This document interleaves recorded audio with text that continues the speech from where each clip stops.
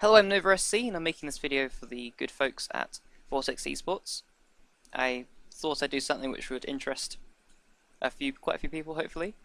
It's about Legacy of the Void. So I'm going to be showing you exactly how greedy you can play as Protoss in Protoss vs Zerg. So it's a bit strange that I'm starting off from the Zerg perspective here. This is a game I played as Zerg. Well, not really a game, this is just me doing an opening. And I'm getting Zerglings as soon as humanly possible. And I'm getting gas really fast as well. This is just the gas straight after the pull there. And okay, so there's a few timings we need to look at here. Okay. And these timings are going to allow us to know how much, how safe we need to play. Or how greedy we can play. So the first thing we need to look at is 2 minutes. 2 minutes, this is when the first Zerglings, which are humanly possible to appear, arrive at your base. So 2 minutes, note that one down. Speed along a little bit. Next up, speed. Now speed can finish a little bit earlier, but it's not going to be a huge amount earlier.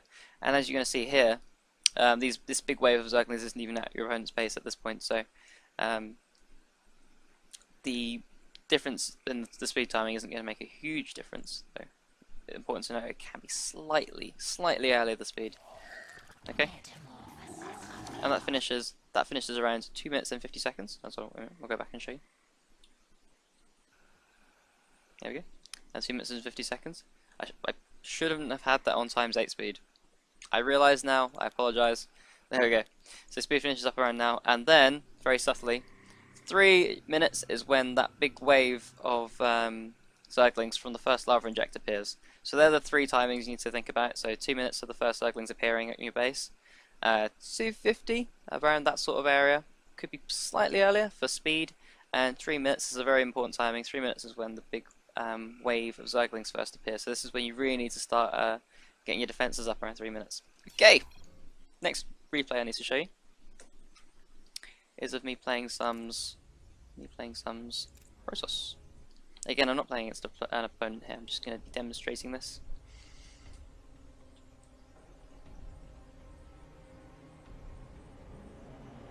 Quite lengthy load times.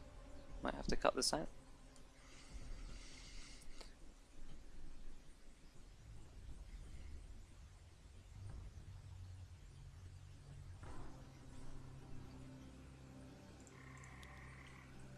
So here I am in the game, playing Protoss against no one, and what I'm going to be doing is going for as greedy a play as I possibly can.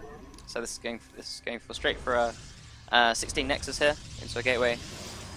Could be possibly more greedy and delay the gateway a bit, but nah, you'll see why I didn't delay that gateway at all. And then go for a single simulator, and what's this? A timing has appeared. It's 2 minutes. Okay, so what happens at 2 minutes?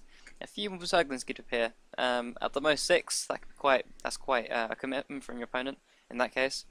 But yeah, 4 or so Zerglings could possibly appear at this point.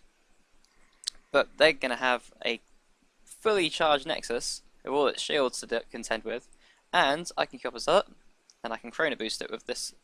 These 2 Chrono Boosts I've built up here. So saving a little bit of Chrono Boost is a good idea here, just in case of Zerglings walking in. And what we're also going to be wanting to do is set up a pylon on this location here. Might want a couple, if there are actually Zerglings here, which is obviously not too convenient because we're playing as greedy as humanly possible.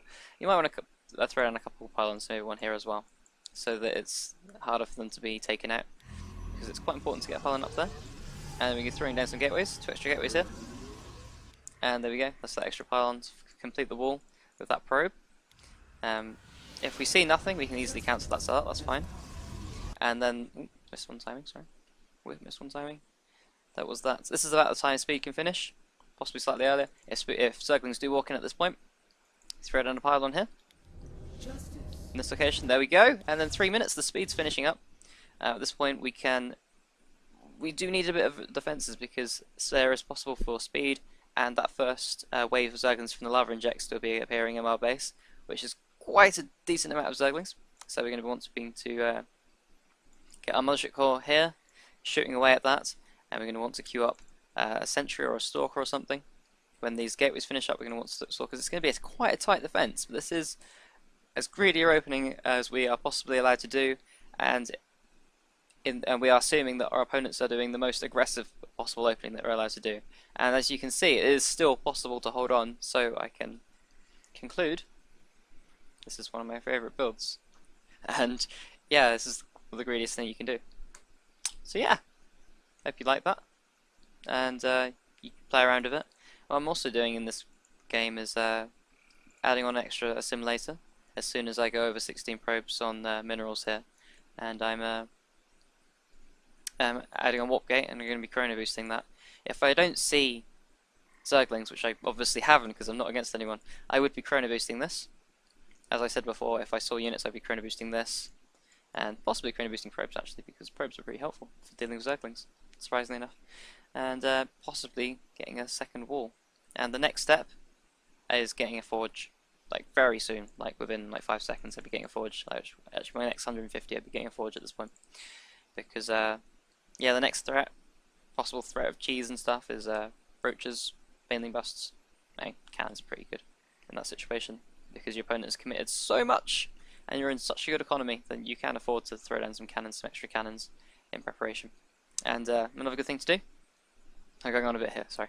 You can move that the logic core here and get some vision of the incoming attacks. So it's good to see the roaches just a few seconds earlier, so you can frantically throw down extra buildings to do a level wall off, get cannons in. You can build a cannon here, second layer of defences there. Just delay the attack as much as possible, because this logic core is going to be putting in damage, putting in some DPS, and charging up for a photon overcharge. So yes, I should probably stop here. I could talk for all day. Hope you like that. Please try it out. I'll see you later. Goodbye.